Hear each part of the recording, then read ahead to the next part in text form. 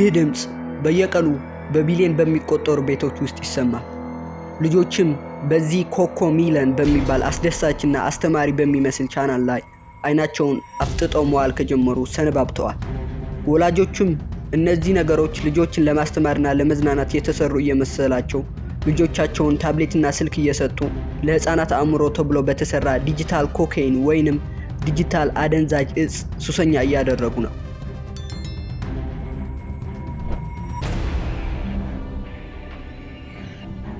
ኮኮሚለን በአጋጣሚ ታዋቂ የሆነ የካርቱን ቻናል አይደለም። በቢሊዮን የሚቆጠር ዶላር የሚፈስበት ሳይንቲስቶችና የዳታ ባለሙያዎች ተቀጥረው የህፃናትን አእምሮ እንዴት ሃክ እንደሚያደርጉ የሚያጠኑበት ትልቅ የቢዝነስ ማሽን ነው። ዛሬ የኮኮሚለን አደገኛ የቢዝነስ ስትራቴጂ እና ልጆቻችሁን እንዴት ሱስ እንደሚያስይዙ ዝርዝሩን እናያለን።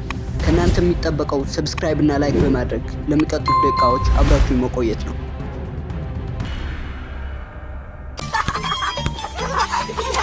መጀመሪያ ቢዝነሱን እንረዳው። ኮኮሚለን በ2021 እንደ አውሮፓውያን አቆጣጠር ሙንባግ ኢንተርቴይንመንት በተባለ ድርጅት በ3 ቢሊዮን ዶላር ተገዛ። ምክንያቱም ልጆቻችሁ ለዚህ ቻናል ያላቸው ፍላጎት ከፍተኛ ስለሆነ ነው። የኮኮሚለን ቪዲዮዎች የሚሰሩት በሁለት መንገድ ነው። የመጀመሪያው የህፃናትን ሳይኮሎጂ በመረዳት ነው። የትኛው ቀለም ህፃናትን ያቆያል፣ ቢጫ ወይስ ቀይ? የትኛው ድምፅ ነውስ በልጆች አእምሮ ላይ ዶፓሚን በመርጨት የደስታ ስሜት እንዲሰማቸው የሚያደርገው ብለው ለብዙ ሰዓታት የሳይንስ ምርመራ ያደርጋሉ። ሁለተኛው ደግሞ የዲስትራክተር ትሮን ቴክኖሎጂን በመጠቀም ነው። ይኸውም ኮኮሚለን ልጆችን በላብራቶሪ ውስጥ ያስቀምጣል። ከዛም አንድ የኮኮሚለን ቪዲዮና ከቪዲዮው ጎን ደግሞ ሌላ የሚያዘናጋ ምስል ያሳያል። በዚህም ህፃኑ አይኑን ከኮኮሚለን ላይ ነቅሎ ወደ ሌላኛው ምስል ካየ ያ የቪዲዮ ክፍል አሰልቺ ነው ተብሎ ይቆረጣል። ቪዲዮውንም ዩቲዩብ ላይ አፕሎድ የሚደረገው ህፃኑ ለአንድ ሰከንድ እንኳን አይኑን መንቀል ሲያቅተው ብቻ ነው።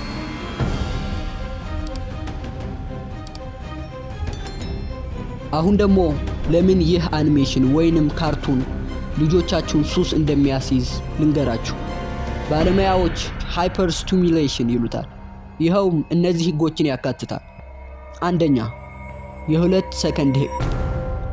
በተለመደው እንደነ ቶም ኤንድ ጄሪ እና ሌሎችም የህፃናት ካርቱኖች ላይ ያለው የምስል ቆይታ ከ7 እስከ 10 ሰከንድ ነው።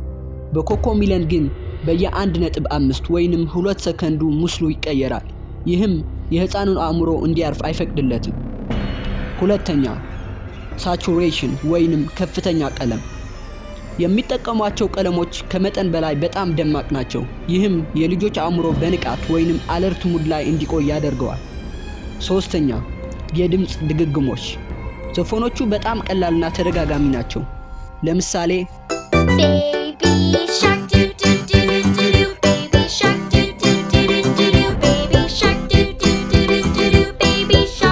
ይሄ ኢርንወርን ይባላል። ህፃኑ ስልኩ ሲጠፋም ድምፁ አእምሮ ውስጥ ስለሚጮህ የሱስ መቋረጥ ምልክቶችን ያሳያል። ምልክቶቹም ማልቀስ፣ መጮህና ቪዲዮውን ደግመው ለማየት መፈለግ ነው።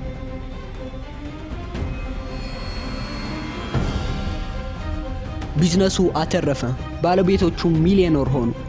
የልጆቻችሁ ዋጋ ግን ምንድነው? ብዙ ወላጆች ልጆቻቸው ንግግር እንደዘገየባቸው፣ ትኩረት እንደጠፋባቸውና እንደ ዞምቢ ለሰዓታት ስክሪን ላይ እንደሚፈጡ ይናገራሉ።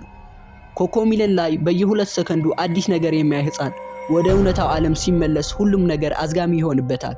መጽሐፍ ማንበብ፣ ከሰው ጋር ማውራት፣ መጫወት አሰልቺ ይሆንበታል። ምክንያቱም አእምሮው ያን ከፍተኛ የዶፓሚን ወይንም ደስታ መጠን ይለምዳል።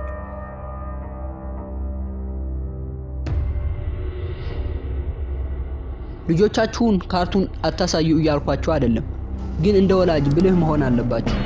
ልጆቻችሁ እንደነ ኮኮሚለን የመሳሰሉ ቀለም የበዛባቸውና ምስላቸው በፍጥነት የሚቀያየር ቪዲዮዎችን ከማሳየት ይልቅ ቀለም ያልበዛባቸውና ምስላቸው በዝግታ የሚቀያየር ቪዲዮዎችን መምረጥ። ስልክና ታብሌትንም እንደማባበያ ልጆችን አለመስጠት። በተጨማሪም ልጆቻችሁ ስክሪን ሲያዩና ስማቸውን ስትጠራቸው የማይሰሙ ከሆነ ያ ቪዲዮ አእምሯቸውን እንደተቆጣጠረው ማወቅ አለባችሁ። በዚህም ተገቢውና አስፈላጊውን ተግባር መፈጸም አለባችሁ።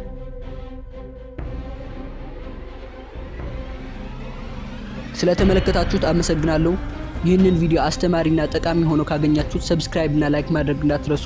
ስለ ቻናሉ ያላችሁን ማንኛውም ሀሳብና አስተያየትም ኮመንት ላይ ሳውቁኝ። በቅርቡ 1000 ሰብስክራይብ ስንገባ ለእናንተ ለቤተሰቦቻችን ጊቫዌይ ስለምንሰጥም ሁላችሁም ሰብስክራይብ እያደረጋችሁ ቤተሰብ መሆናችሁን አትዘንጉ። በቀጣይ በሌላ አስገራሚና አስደናቂ የቢዝነስና የስኬት ታሪክ እስከምንገናኝ ባይ